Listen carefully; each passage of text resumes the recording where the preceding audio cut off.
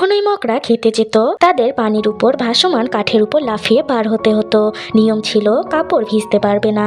এক নতুন ছেলে যে সদ্য মন্দিরে এসেছে দেখে অন্যরা সহজেই পার হয়ে যাচ্ছে, সে ভাবলো এটা তো খুবই সহজ, কিন্তু কাঠের উপর পা রাখতেই ব্যালেন্স হারিয়ে সরাসরি সে পানিতেই পড়ে যায়। পানি থেকে উঠে সে দৌড়ে খাওয়ার জায়গায় চলে যায়, কিন্তু গেটে এক সিনিয়র মগ তাকে থামিয়ে বলে ভেজা কাপড়ে ঢোকা যাবে না। তখন সে তাড়াতাড়ি কাপড় খুলে পাশের পাথরের উপর শুকাতে দেয়। কাপড় শুকিয়ে গেলে সে আবার পরে ভিতরে যায়, কিন্তু ততক্ষণে সবাই ভাত খেয়ে ফেলেছে। সে একটি ঝুড়িতে একটু দলিয়া দেখতে পায় এবং বাটি নিয়ে এগোয়। সে জানতোই না যে সেটা সিনিয়রদের জন্য রাখা।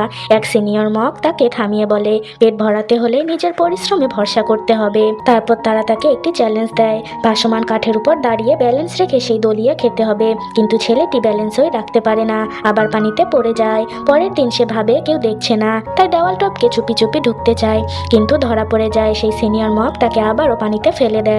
আশেপাশে সবাই হাসতে থাকে। সেই রাতে ছেলেটি ঠিক করে এবার নিজেকে প্রমাণ করতেই হবে। সবাই ঘুমিয়ে গেলে সে দুটো কাঠের ব্যারেল নিয়ে আসে এবং সেগুলোর উপর চড়ে ব্যালেন্স প্র্যাকটিস করতে থাকে। বারবার পরে আবার উঠে দাঁড়ায়, আবার চেষ্টা করে। ধীরে ধীরে সে নিখুঁত ব্যালেন্স করতে শিখে ফেলে। পরের দিন সবাই ভাবে সে আবারও পড়ে যাবে, তো সবাই অবাক হয়ে যায়। সে হালকা পা রেখে এক লাফে সামাসট দিয়ে এমন ভাবে পার হয়ে যায় যেন উড়ে গেছে। সিনিয়র মা কাঠগুলো সরিয়ে তাতে আরো পাতলা কাঠ দিয়ে দেয়।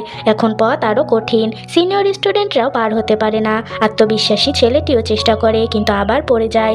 এবার সবাই দিন রাত প্র্যাকটিস করতে থাকে, কিন্তু কেউই পার হতে পারে না। তখন এক মগ এসে ছেলেটিকে একটি প্লেট জোরে পানিতে ছুটতে বলে। প্লেট সঙ্গে সঙ্গে ডুবে যায়। মগ বলে তুমি যখন জোরে পা রাখো পাও ডুবে যায়। তারপর সে আর একটি প্লেট হালকা করে তীর্যকভাবে ছুড়ে দেয়। প্লেটটি পানির উপরেই ভেসে স্লাইড করে অন্য পাশে চলে যায়। ছেলেটি বুঝে যায়। সেই রাতে সে আবারও প্র্যাকটিস শুরু করে। হালকা পা বারবার চেষ্টায় পড়ে গেলেও আবার সে উঠে দাঁড়ায়। অনেকবার পড়ার পরে অবশেষে সেই পাতলা কাঠও পার হয়ে যায়। দূর থেকে সিনিয়র মক রাইটাররা দেখছিল এবং তাদের মুখে একটি প্রশান্তির হাসি ফুটে উঠেছিল।